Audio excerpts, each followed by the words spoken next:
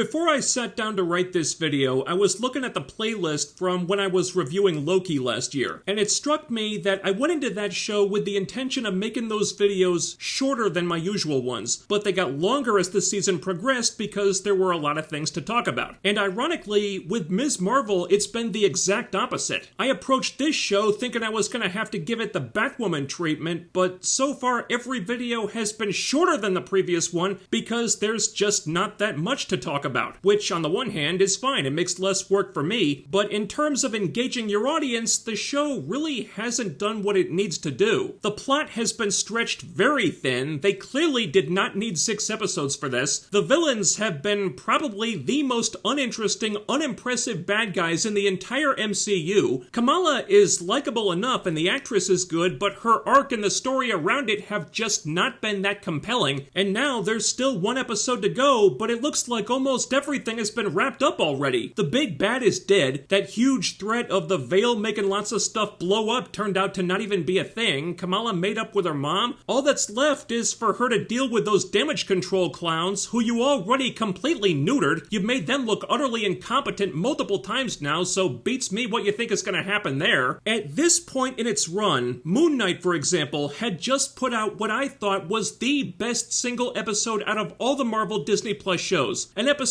I thought should be up for major awards, it was so good. And they did a fantastic job setting the stage for a really epic finale. And yeah, the finale fumbled the ball somewhat, but the setup for it was great. With Ms. Marvel, this is easily the least invested I've been in any of these things reaching the finish line. I'm glad it's almost over so I can move on to something more interesting, but am I on the edge of my seat waiting to see how Kamala will triumph over those assholes from Damage Control who we've already seen get outwitted and outmatched at every turn? No. So will this be the shortest Ms. Marvel video yet? Time will tell, but God knows there wasn't much going on in this episode either, so it wouldn't surprise me. Let's do this.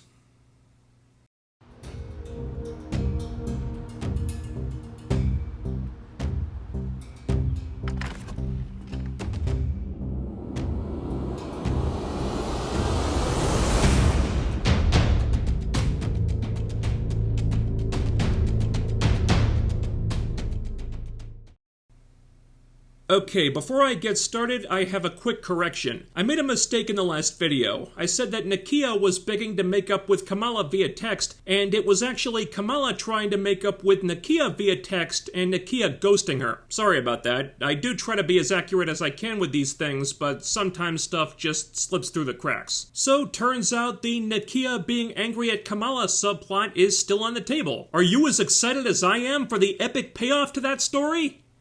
I bet you are. This was the shortest episode yet, clocking in at just 41 minutes, which was 7 minutes shorter than the previous shortest episode, and that's all including those long-ass credits at the end, by the way. And considering how little actually happens in this one, it's a pretty safe bet that the writers had barely any story left. Not that they ever had much to begin with. Definitely not enough for 6 episodes, I'll tell you that. And the other day, I actually saw a video from another critic who was complaining about how 6 episodes wasn't nearly enough to tell this story. No, 6 was too fucking many, okay? The problem wasn't not having enough episodes, the problem was the writing and the pacing being all screwed up. We're 5 extremely decompressed episodes in, and there's almost nothing left to do, to the point where big chunks of the show have just been the characters killing time and doing nothing in scenes you could have easily cut out. The only stuff that's left to deal with in the finale now is Damage Control, which, considering how lame they've been so far, could be done in 1 scene, make up with Nakia, again, 1 scene, deal with Kamran having powers now, and resolve the burning question of which boy Kamala likes, which should be really easy to do because only one of those boys has a car that's the stupidest color imaginable. Black.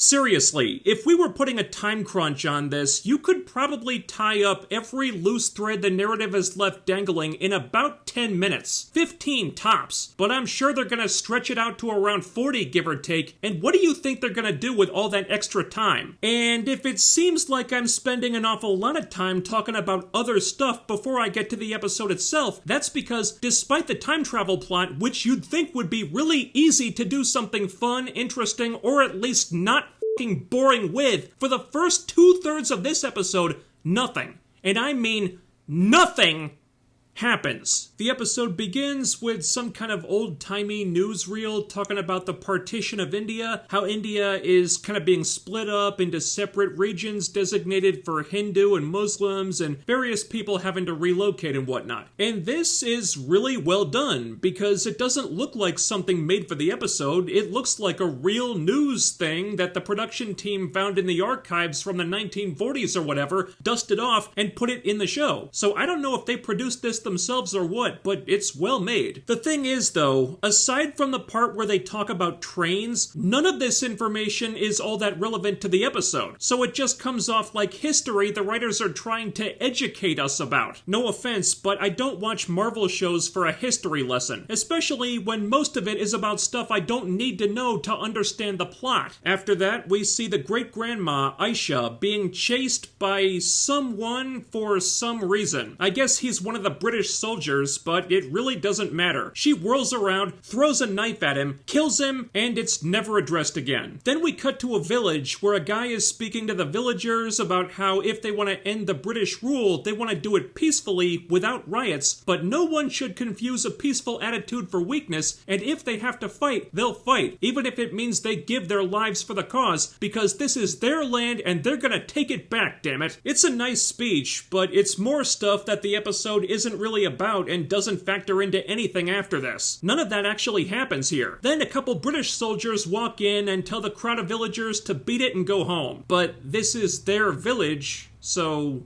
they are home. We never see the British again after this, by the way. Weird thing about this scene, the dude's entire speech was in Urdu with English subtitles, and then for the rest of the episode, everyone's speaking English. I don't know. So Aisha witnesses this. She looks around the village for a little bit, then catches a nap in the local rose garden. The speech guy, Hassan, finds her there, wakes her up. She's hostile toward him, but he offers her some food and a place to sleep at his cottage, which is better than sleeping in the dirt, I guess. So she takes him up on his offer eventually. She's still got her guard up, but she slowly starts to realize that this is a good guy who means her no harm. So time passes, they fall in love, they have a baby together, more time passes, the baby's a toddler now, and Aisha has given her the bangle to kind of screw around with. Hassan's listening to a news broadcast about how they're still trying to put an end to the violence in the country in a peaceful way, but there's been a lot of internal strife, a lot of bloodshed, which he's troubled by, but that's another thing that never really goes anywhere. Some guy comes along to drop off some food from the market, but Hassan doesn't want to take charity. He said they were all in this together, but he's become frustrated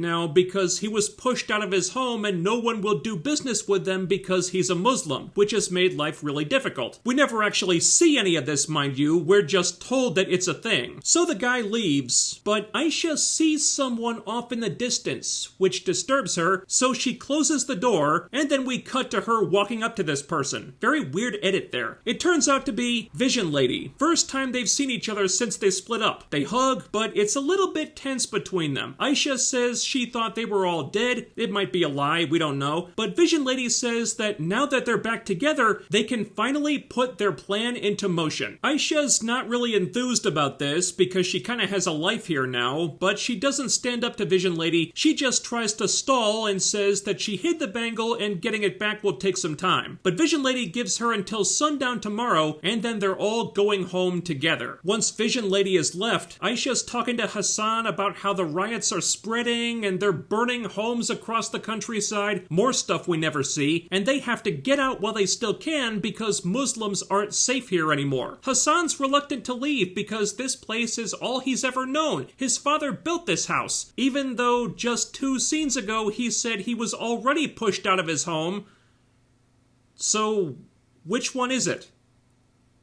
I don't know. Aisha tells him that they can build a home anywhere as long as they're together because what you seek is seeking you. That's the inscription on the bangle, which Aisha then gives to their daughter Sana to keep her safe. She puts the bangle on the kid, and presumably this is where the bangle unlocks Sana's Noor powers like it did for Kamala, but when that happened to Kamala, we saw the bangle do stuff. Like she was engulfed in purple energy. There was a whole big thing with it. Here, nothing. No effect at all. So they go to the train station, station, and Hassan is agitated about why Aisha is in such a rush. He thinks it has something to do with that woman she was talking to last night, and it's here that she chooses to tell him that she's magic. She shows him the bangle and how it lights up and stuff, and he's weirdly unsurprised by this. Has no questions about it. So she just tells him to make sure Sana gets on the train, and that's it. They don't speak of it again. If I found out my wife of several years had been hiding magic powers from me, I'd want a little more information, but I guess that's just me. The train station's absolutely mobbed, with so many people trying to board one and get the hell out of this place. Again, really nice looking set piece here. Aisha senses someone following them, so she gives the baby to Hassan and goes to cut this person off, and he's got a bad leg, so he can't follow her, what with all these people crowding the place. So Aisha confronts Vision Lady, who says that Aisha turned her back on them, and then she stabs Aisha in the gut. There's no fight, no action scene, not even a scream of pain. She just stabs her in the middle of a huge crowd of people, not a single person notices, and that's it. Pretty lame show. Meanwhile, in all the hustle and bustle to get on the trains, Hassan and Sana have gotten separated. Sana's calling out for Aisha, trying to find her, but Aisha's mortally wounded. There's barely a drop of blood, though, because Disney Plus. She can't do anything, so she takes out this photo of her and her family, says, "What you seek is seeking you." We see the bangle light up, and that's what summons Kamala from across time and space. How, I have no idea, and the episode's attitude is, it's magic, we don't have to explain it, so needless to say, they don't. Kamala finds Aisha moments from death, recognizing her from the grandma's drawings, and there's a weird moment where first Aisha thinks Kamala is Sana, but then suddenly doesn't. I don't know what happened there. She tells Kamala to make sure that Sana gets on that train, and Kamala's really confused. But you have to do that, like in the story! BT dubs, that's not what happened in the story, which I know because they've told us that story twice. Aisha tells her, it's gonna be okay. Sana's gonna be okay because you're here. She has no idea who Kamala is, but she gives Kamala the photo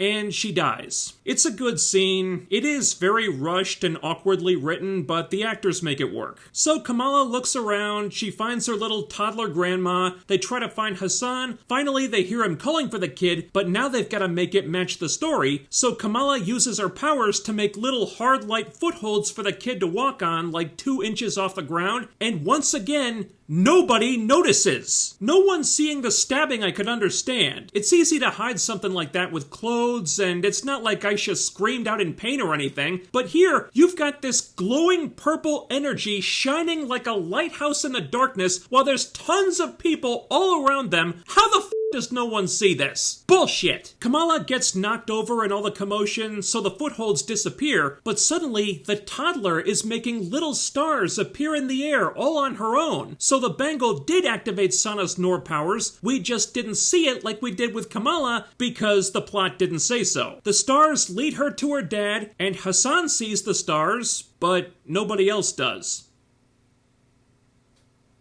Then Hassan and Sana get on the train, the bangle lights up again, and just like that, Kamala's back in the present. There's about 10 minutes left in the episode at this point, and aside from the train scene, I have to ask, why did we need any of this? Sure, technically it's backstory for Vision Lady and Aisha, but 1, it doesn't factor into anything else, and 2, Kamala never actually learns about any of it. She just came in at the very end with the train scene, which was the only part of this we, the audience, needed to see. Everything else was just a bunch of stuff that also happened, but wasn't relevant to the plot. Did we need to know it to understand anything else? Not really. And Vision Lady dies like 2 minutes later, so it's not gonna inform anything with her. You could have literally cut everything in the episode prior to the train scene and the story would not have been affected whatsoever. And what baffles me is that this was such an easy thing to fix. Just don't have Kamala appear during the train scene. Have her appear a few days before that. That way she could play some kind of a role in those events so they actually feel relevant to the story. Maybe she's the one who encourages them to go to the train station in the first place, or at least she could learn about the events that led up to that, but nothing like that happens. She doesn't even find out that Vision Lady is the one who murdered Aisha, for Christ's sake. And since Vision Lady dies in the next scene, it's unlikely she ever will. That is a really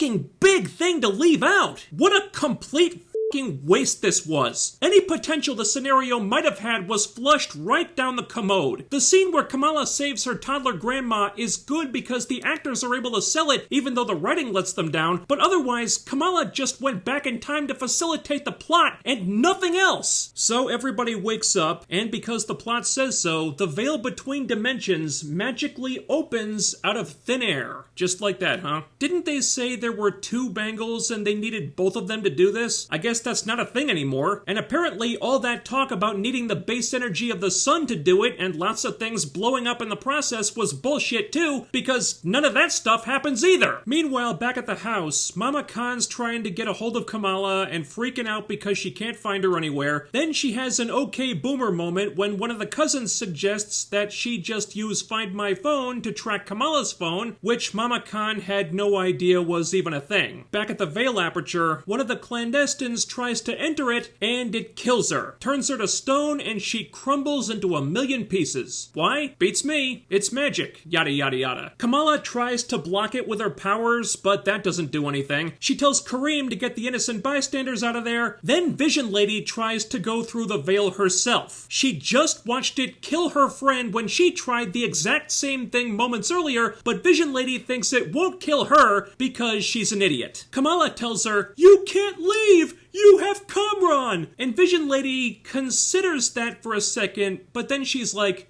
"No, I don't. I left him behind." Yeah, be serious, Kamala. You think she's gonna stick around for someone whose car is such a stupid f***ing color? Get the hell out of here! I mean, who in their right mind paints a car black anyway? God, Kamran, what the hell were you thinking? But Kamala's still trying to appeal to her. All Aisha wanted was to be with her family, and you took that from her! Which is something Kamala couldn't possibly know, writers, because she didn't see that, remember? You idiots! She urges Vision Lady not to take that from Kamran too, so Vision Lady has a change of heart? And then proceeds to do the exact same f***ing thing she was about to do before, walk into the veil, and it has the exact same f***ing effect it would have had before. It kills her. But somehow, some way, it now has the added effect of not only closing the veil, but also imbuing Kamran with superpowers from all the way on the other side of the world.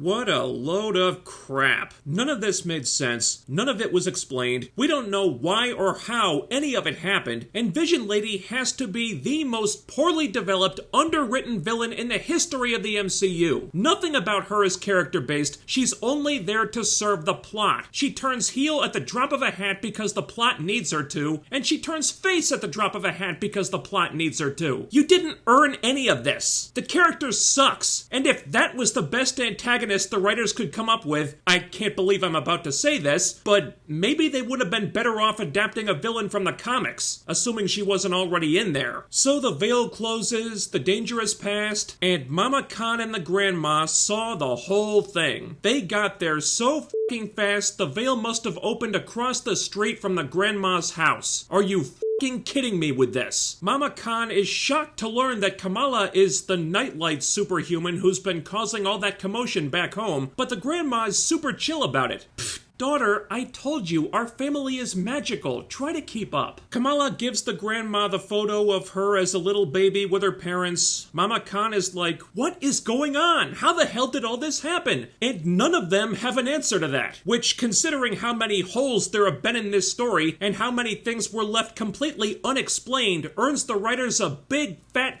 you as far as I'm concerned. And it's time to go, so Kamala says goodbye to Kareem. He says Waleed would be proud of her. We'll have to take his word for that because Waleed was only a thing for like 4 scenes before he got killed off. He tells Kamala to call him if she ever needs help. He gives her his red dagger mask and he takes off. What is this fascination the show has with other characters constantly giving Kamala clothes? It happens all the time. I assume she's gonna cut all this stuff together to make her Ms. Marvel costume, but That's a hell of a lot of buildup for something that could be covered in a silly montage where she tries on a bunch of stuff. Then Mama Khan finds Kamala's necklace that she dropped on the ground during the fight. It broke, and now it's bent into the shape of the lightning bolt that will eventually go on the costume, and holy shit, it just hit me. I've had this show all wrong. This entire thing has been the origin, not of Ms. Marvel, but of Ms. Marvel's costume. That's why people are always giving her clothes. That's why all this stuff happened. It's all been telling the story of how she makes her costume. That's what it's all been about this whole time. It has more build-up than anything else on the show if you think about it. Ultimately, from beginning to end, this whole show hasn't been the story of Kamala Khan becoming a superhero. It's really been the story of how Kamala Khan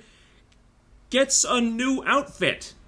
Jesus Christ, this show really is aimed at tween girls, isn't it? Later on, they're looking at old pictures and reminiscing, and the grandma talks about how Mama Khan ran away when she was 17 to follow Bon Jovi around because Mama Khan has great taste in music. Mama Khan apologizes to Kamala for holding on a little too tight. Grandma apologizes for not holding on to Mama Khan tightly enough. Mama Khan apologizes for not seeing what she needed to see. Everybody hugs. It's a nice moment, but not 1 second of this has justified why Kamala and her mom had to come to Karachi in the first place. Basically, they just had to come so the plot could happen, but there's no reason why that plot couldn't have easily happened in Jersey. Although I don't know why you'd want it to, because Jersey sucks, as we all know. The truth is, the writers just wanted these 3 characters to have this moment. The trip to Karachi wasn't motivated by anything else. There was no story-related reason for why they had to come, and the writers could have come up with a reason pretty easily,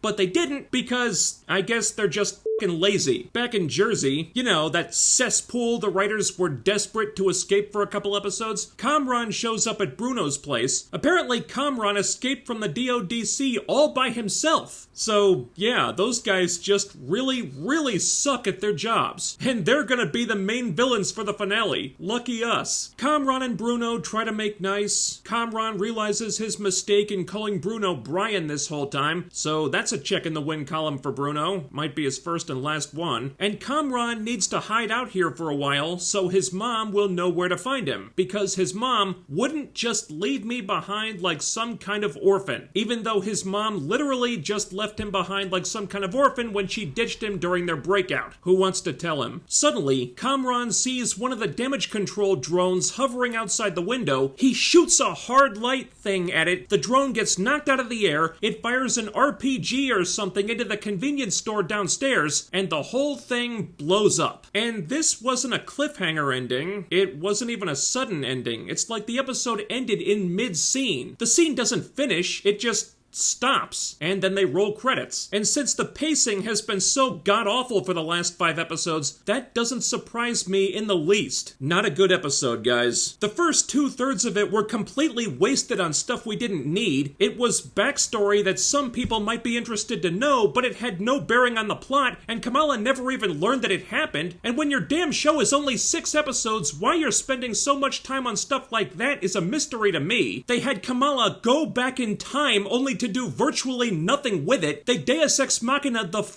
out of the climax, where tons of stuff that needed to be explained never got explained. The Red Daggers made their exit before we learned a single f***ing thing about them, and Kareem spent more time running from the bad guys than fighting them while he was there. The Big Bad proved herself to be a terribly written character and an absolutely f***ing worthless villain, leaving us with even more worthless bad guys to carry the finale.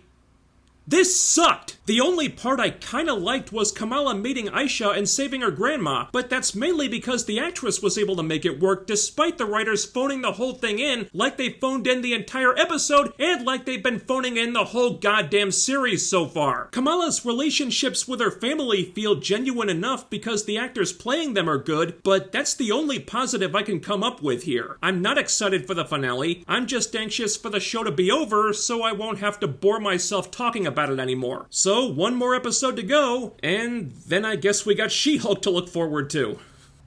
Yay! Thanks for watching, everybody. Let me know what you thought about this episode in the comments. Ding that bell icon and follow my social media so you can always be notified when I upload new stuff. I also have a live streaming channel. Links to everything are down below. Thumbs up the video, share, subscribe, make sure you're still subscribed, and I'll be back with more soon. So you guys take care, do all the YouTube things. F you, Jersey. Seriously, f you. I'll see you next time.